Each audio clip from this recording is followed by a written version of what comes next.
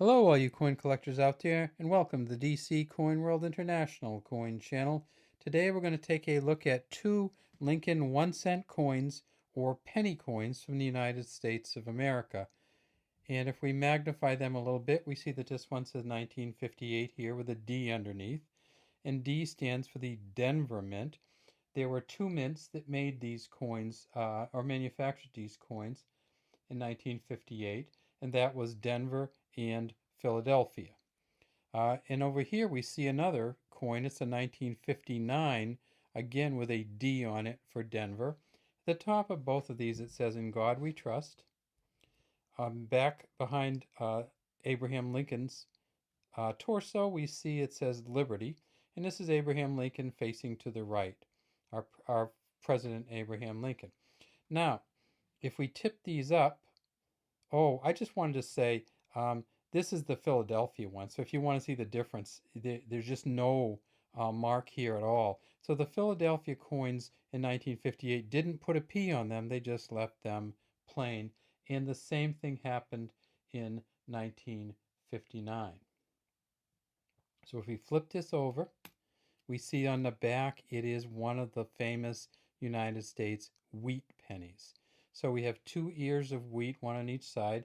At the top it says "E pluribus unum." Here it says 1 cent. And right in the center it says United States of America. Now these particular coins were a copper coin, and the copper was it was a bronze coin, but it was mostly copper. In fact, almost all copper. I believe there's about 3 cents worth of copper in these coins. They were first manufactured in 1909 and manufactured until 1958, these wheat cents. The only year, well, there's a couple years that they had some differences. In 1943, they made it out of steel during World War II. And from 1909 to 1917, there were some versions which didn't have the signature on the back. And by signature, what we're talking about is way, way down here, and you can't even see it on this particular coin. There are some letters, and there's a V, a D, and a B. Now, just because you can't see them doesn't mean that you have a valuable coin. It means in this case that it's really worn out. You can just barely see the V, the D, and the B. If we flip this one over, however, you may be able to get a little bit better version of it. And actually, this one is not a heck of a lot better. And if we go to this one, we see that it's 1959. But when we flip this one over, we see it's the first of the Lincoln Memorial cents. So what the Lincoln Memorial cents are is, this is the Lincoln Memorial on the back, the big edifice in Washington, D.C., the monument to President Abraham Lincoln. And if you go way, way deep inside, you can actually see kind of the shadow of his statue. On the better coins, you can actually see the statue way down inside in this center column. So the backs of them are quite different. So this coin in 1958, they made a ton of them because they knew they were changing over. So they made 800 million of these. They made a billion in 57, 800 million of these Ds in 58, and 252 million of the Philadelphia mints in 1958. Now, what did they do after 1958?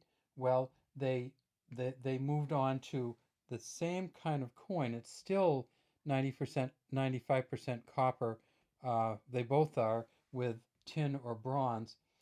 But they, in 1959, because it was the first year, they made 1.279 billion of the D coins and 609.7 million of the Philadelphia or P coins, but with no P on them. So essentially about 1.9 billion of these coins in 1959, their first year of issue with the Lincoln Memorial cent on the back. Now, when we talk about the engraver, and I said the initials, so this one was engraved by Victor David Brenner. Um, this one is the famous Frank Gasparo, who was the engraver of this coin.